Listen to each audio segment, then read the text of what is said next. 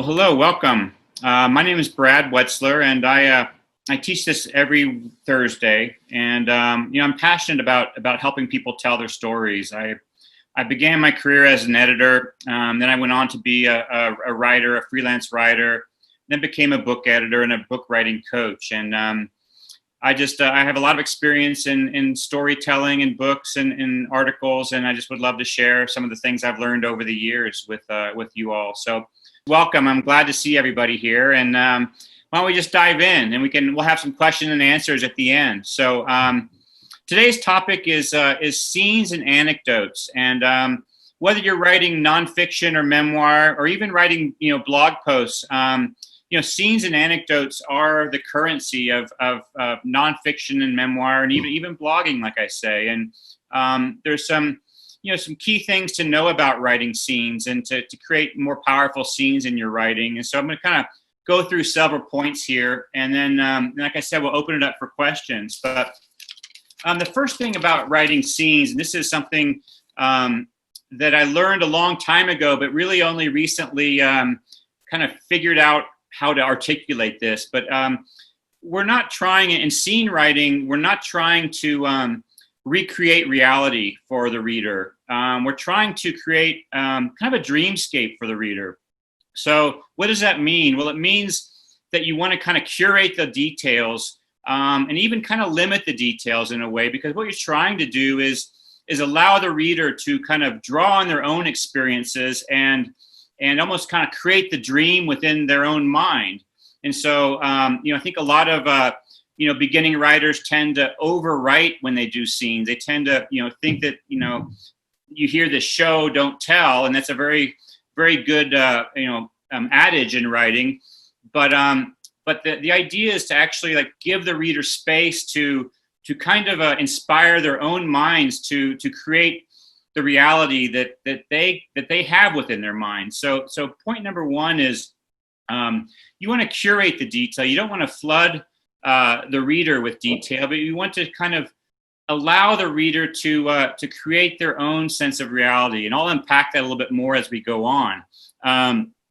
Point number two, choosing scenes.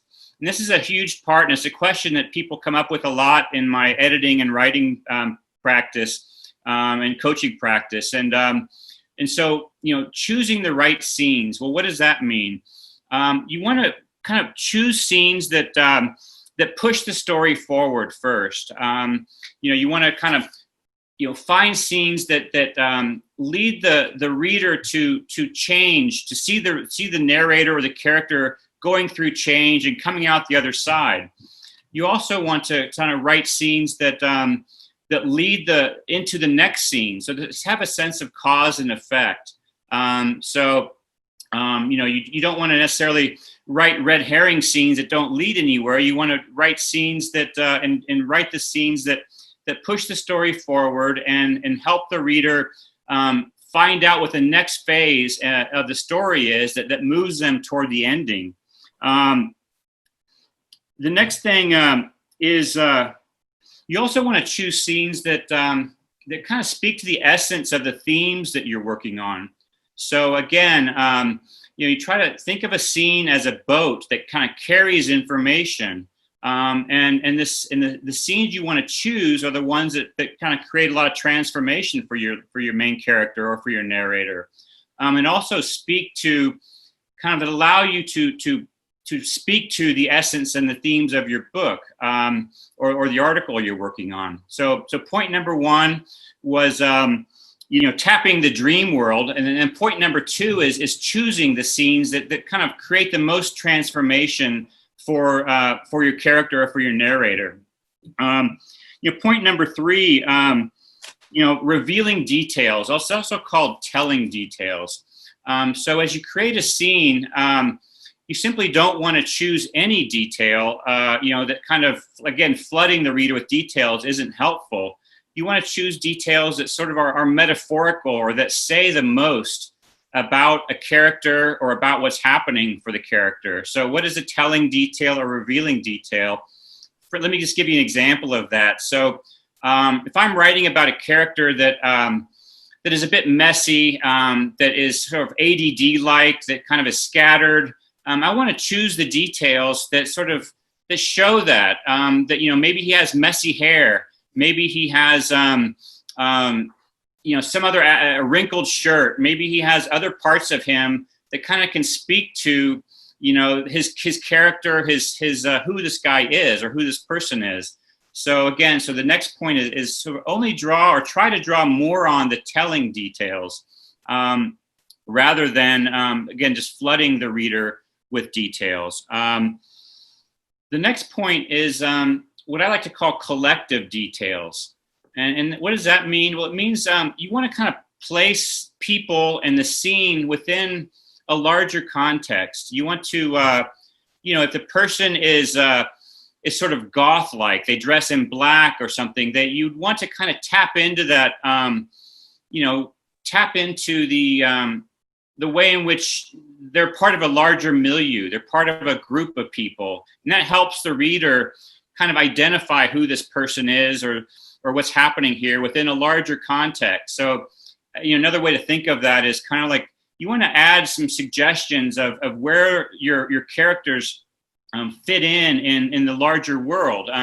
We like to think we're unique, but all of us kind of fit into certain patterns, and so another way to think. I don't know if any of you all know the Enneagram, but it's something maybe I'll have a class on that sometime about writing from an Enneagram perspective. But sometimes I even think about I won't go into detail about it, but it's a personality typing system.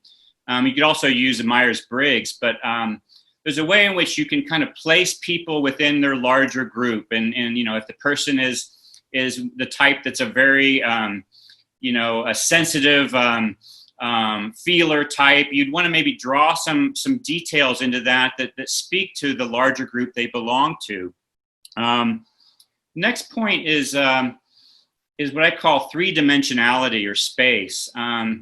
Sometimes with beginning writers, they, that their scenes can feel flat. They can feel sometimes even just trapped inside their minds.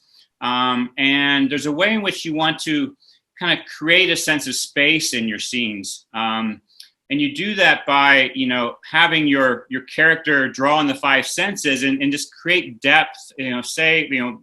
I'm writing a memoir right now, a travel memoir, and one of my scenes is inside a cave where I met a 100-year-old yogi in India. And, that room, that cave I was in, I want to try to show the depth and draw on what was behind him, maybe the altar that was behind him, some pictures on the wall, maybe some of the smoky air that was between me and the yogi and that kind of thing. So you want to kind of create a sense of depth and three-dimensionality. So that's another point. Another point is mood. And what does that mean? Well, every scene can it's helpful to the reader to kind of create the mood that was there in real life in the scene, but also the mood you want to create for the reader. And so, and I think of it almost like if you had a picture on your wall or whatever, and a painting, and you wanted to just have it tinted, a light blue, just to give it a different tint. You can think of that same way with your writing. Every scene, every situation in life has its mood, and so if you're in a city and it's urban, and you want to kind of have a sense of grit, you would draw on some details that would allow that feeling of grit to kind of take over that whole scene, or just be present in that whole scene. If it was sort of light and airy, and maybe that was this sort of mood you wanted to give, there's details you could give. You could talk about the bright light around you. You could talk about just the lightness of the air. I mean, there's just a sense of mood that you want to try to infuse your scenes with. And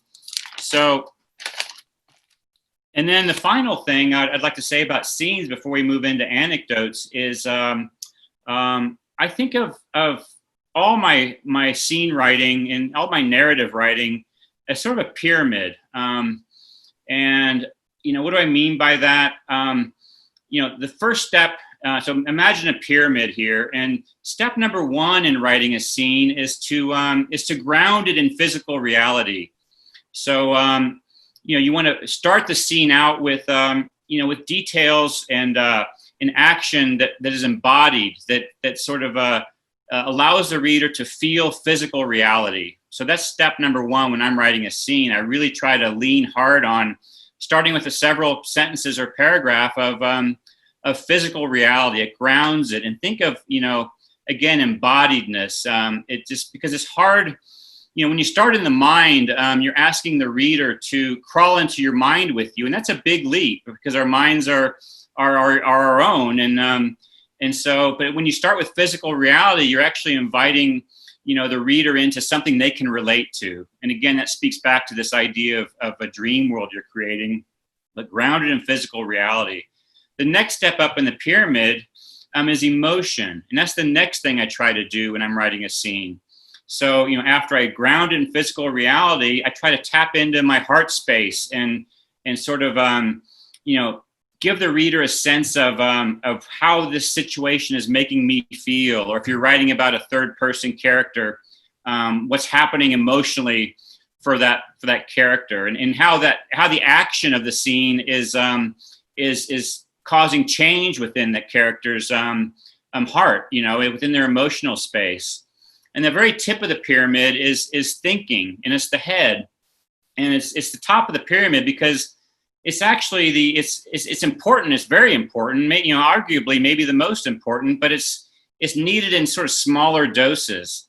And so after you've grounded your scene in physical detail, physical reality, after you've grounded it in your heart space, then there's this way in which you can then kind of like tap into the meaning of things. And I have a kind of a question or two questions I ask myself at the end, toward the end of the scene, that sort of allows for reflection, or retrospection is actually the more appropriate word, but it takes me into my headspace. And I ask, how do I think now about how I thought when it was happening during that scene? Or you could ask that about your character if you're writing in third person.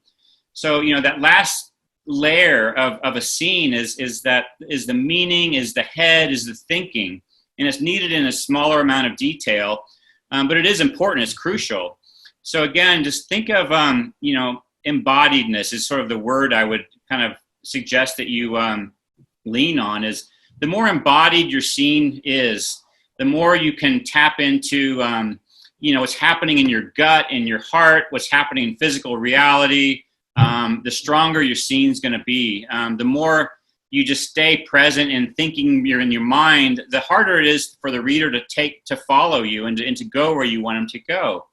So I'm going to wrap up the scene part here, and I'm going to have open to questions about that. But the next part of this is anecdotes. And so what's an anecdote, and how is it different from a scene?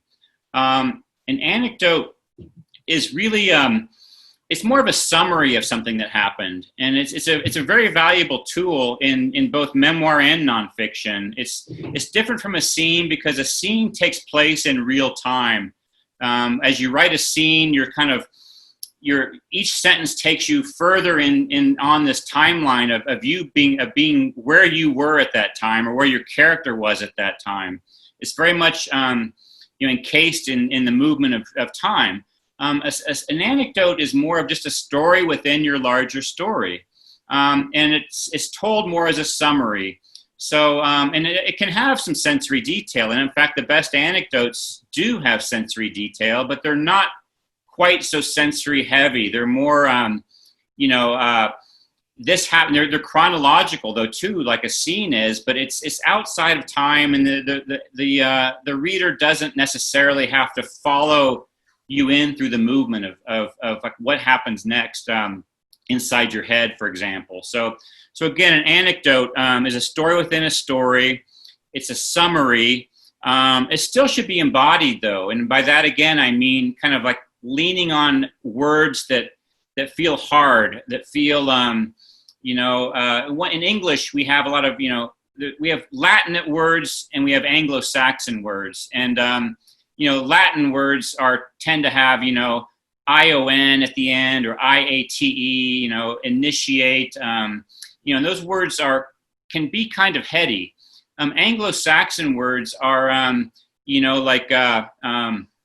trying to think of a non-offensive one actually, but they're like grok or thud, or things that have hard consonant sounds and are sort of and they kind of take you into your body. So know that in scene writing and any kind of writing, actually, try to lean on Anglo-Saxon words and those kind of harder consonant sounds, less of the of that kind of long kind of intellectual kind of word. So that's another thing. And then finally, the final point about anecdotes is anecdotes, like scenes, like a whole book, have a beginning, a middle, and an end. They have an arc to them. And so the best anecdotes have, they start with kind of a inciting event. You tell a couple of things that happen, some plot points. There's a little bit of a climax, and there's a falling off. And so, an anecdote can be a one paragraph long, but try to use that same model you would in a scene or in the entire book of having an arc. You want to build to something crucial happening, to a crisis and climax, and then you want to kind of fall off, and then you can actually do the same kind of reflection at the end where you kind of draw meaning out of it and ask yourself that question about, what's this really about? What just happened? So an anecdote is, in some ways, it's a mini scene, but an anecdote can also cover a broader amount of time. A scene takes place, within a certain set, context of time. So maybe it's 5 minutes long, or maybe it's 10 minutes long, or maybe it's 30 seconds long. A summary or an anecdote can cover a year, can cover a decade, or can cover, a day. And so you're just, all you have to do is sort of tell the story in a chronological way that builds. But you could talk about year 2000. Was a hard year. It started out, fine enough, and then COVID set in, and then you tell what happened the next month for you, and then maybe the following month. And so in anecdote, you can draw on longer periods of time. So I'm at about 20 minutes. I like to keep 10 minutes for questions, but I'll just kind of do a quick review. So scene writing is sort of, it's in time. You want to create a dreamscape for people. You want to just do telling details that say the most. You want to try to draw on these collective details, or these kind of ways in which the scene fits into the larger context.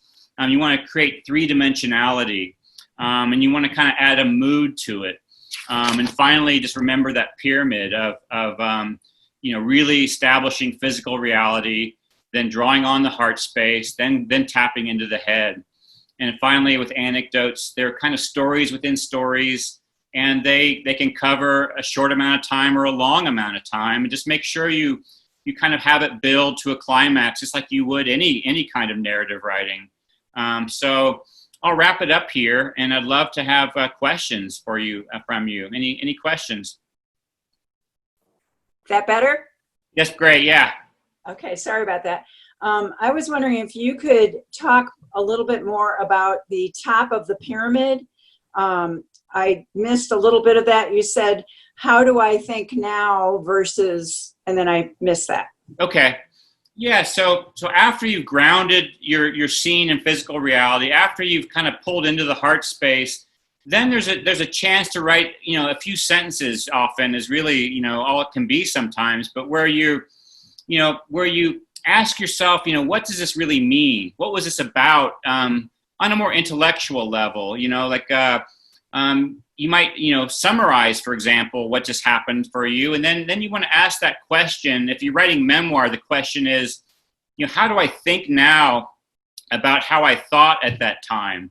And that creates this wonderful now versus then sense. And that's actually a good point, because I'll have to do a whole other class on this, but in memoir writing in particular, there's you want to write the scenes in memoir in what's called the then voice. So, if you're writing about when you're 12 years old or 22 years old, you kind of want to crawl into the mind of the person you were at that time. You don't want to, like, if you're a child at that time, you don't want to write, in like child voice, but you kind of want to, draw on the worldview that child would have, or the worldview that you had in your 20s, which is different from now. And then at the end, when you ask that head question, how do I think now about how I thought then? That pulls you into the now voice. It's actually you at the typewriter today. And it's sort of like you're drawing meaning now. There's 2 decades from, time has elapsed since the story that you just told, and you're a different person now. And so there's a way in which that adds this wonderful texture, and there's a way in which this now and then voice, kind of creates this back and forth, this dance between today and yesterday. And that's actually a really wonderful way of building, building a memoir out. And whether you're writing in nonfiction, or I'm kind of getting away from your question for a minute, but whether you're writing nonfiction or memoir, you're really kind of, it's a collection, it's a garland or a necklace of scenes and anecdotes that are then linked together by, kind of transitions. And so, think of this is, I call the currency. Scenes and anecdotes are the currency of this kind of writing. So, but to return to your question, it's just that little flavor of meaning that the brain has to say about something. If you did a cross country trip, and you did into the embodied, you told the story from in physical reality, you talked about the emotions that were happening for you. The final step would be, when I think about that trip, it was life changing. It was so transformational. It was, it led me to whole new places in my life, and would change my life forever. That's the kind of thinking stuff that you add at the top of the pyramid. So that's helpful. But that question is, how do I think now about how I thought then? Okay. You can also add a second question. How do I feel now about how I felt then? That's more in that heart space area, but it still adds another layer of texture, and it adds that dance between today and yesterday. Thank you. Yeah. Any other questions? Yeah, Brad, I've got one. On your first point, when you were talking about building the dreamscape for the reader and not giving too many details, curating them, I certainly give way too many details. In fact, I find then what I write has so many details it's really boring. Right. Do you have any more tips on how you can best kind of pare back on those details or determine which ones are the best? Yeah, so that's a great question. And, again, lean on the telling details for one thing. The things that say the most, the things that do feed into, what your larger theme is going to be. So again, if you're writing about that kind of crazy character who's kind of always spun out and a bit ADD, you want to draw on the things, the physical reality that kind of speak to those parts of him. So that's one way to do it. Another way to do it is to and this is the part that can be challenging.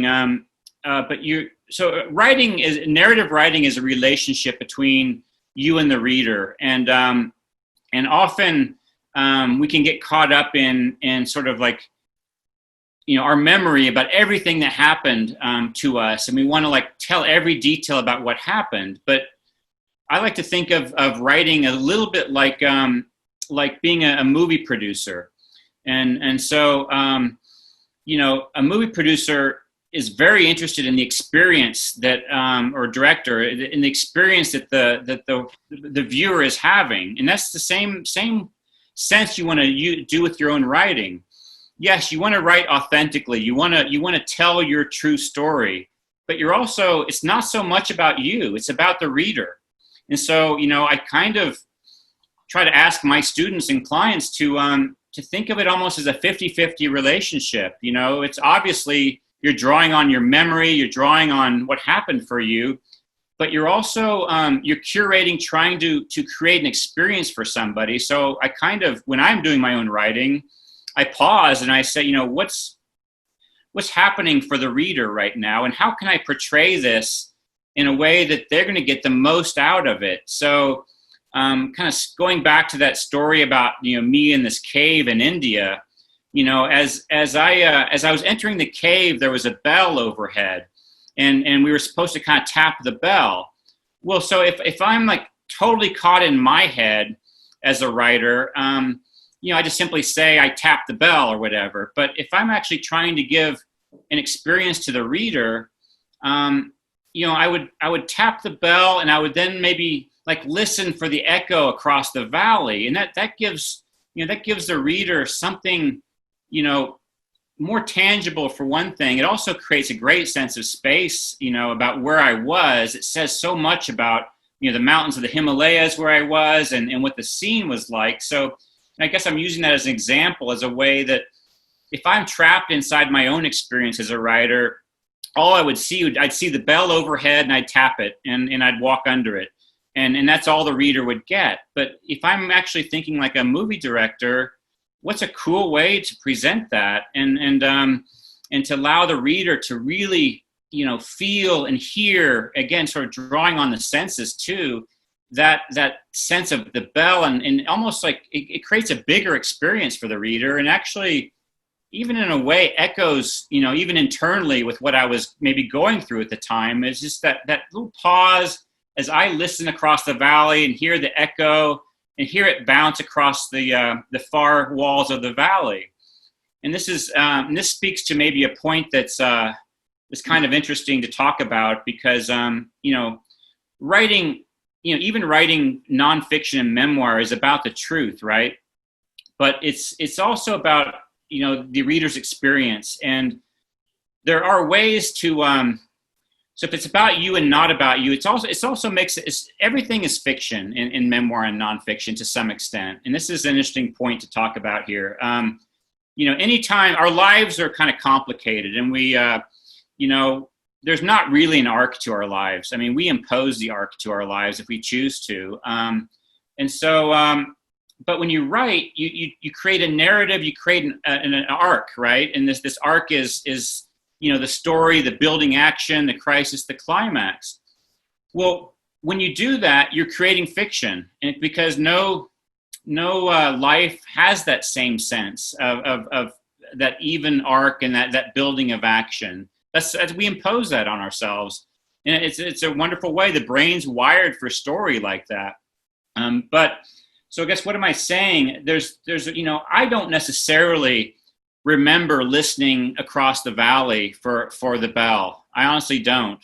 And it's a powerful way to portray what happened there. And maybe it's a microfiction, and someone might challenge me on this, but as someone who wants to write the truth, who wants to portray, a powerful scene, I'm okay with my memory. Maybe I did listen. I don't know. It was 2 years ago now, but I know as a writer that I did ring the bell and I heard the bell, and it's a small embellishment, but it creates a wonderful experience for the reader. And so, it's just call it embellishment or call it microfiction. And I might get challenged by other teachers on this. I don't know, but it's a way to give the reader a really rich experience, and it's within the realm of the truth. I can certainly imagine. I know the bell rang out like that, and I maybe didn't quite pause long enough to hear that, but it gives a wonderful sense. And so,